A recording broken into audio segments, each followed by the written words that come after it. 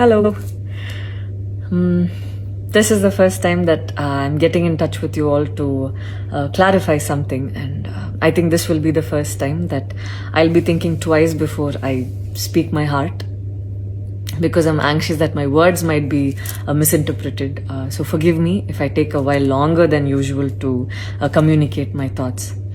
And I'd like to do this in English. In a recent interview, I was asked if I was a supporter of the left or the right wing, and I clearly stated that I believe I'm neutral, and we need to be good human beings first before we identify ourselves with our beliefs, and that the oppressed need to be protected at any cost.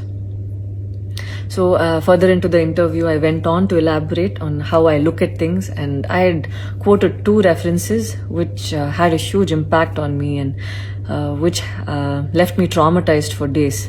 In fact, after I watched the film The Kashmir Files, I had the opportunity to speak with the director, and this was 3 months ago. I remember telling him that I was disturbed seeing the plight of the people at that time, and being someone that I am, I would never belittle tragedy like the genocide and the generations of people who are still affected by it.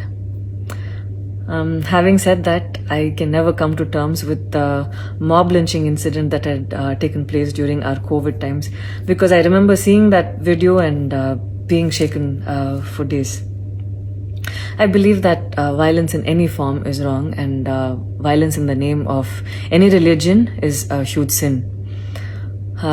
So this is all that I this is all that I intended to say, and that's all.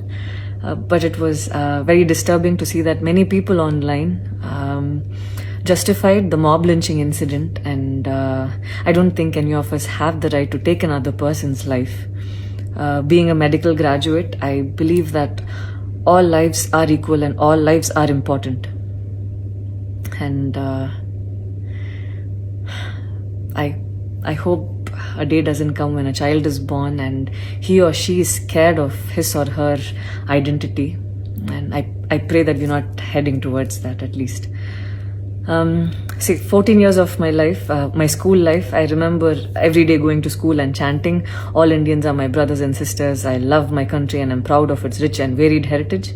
So maybe it went so deep into my head, and we as children would never differentiated each other based on culture or caste or religion. So anytime I speak, it comes from a very neutral ground, and I was very surprised to see that whatever I had spoken was taken in a completely different way. And it was also very upsetting to see that a lot of prominent personalities and websites had carried a snippet from the previous interview that I had given, even without seeing the complete interview or the genuinity behind what was said.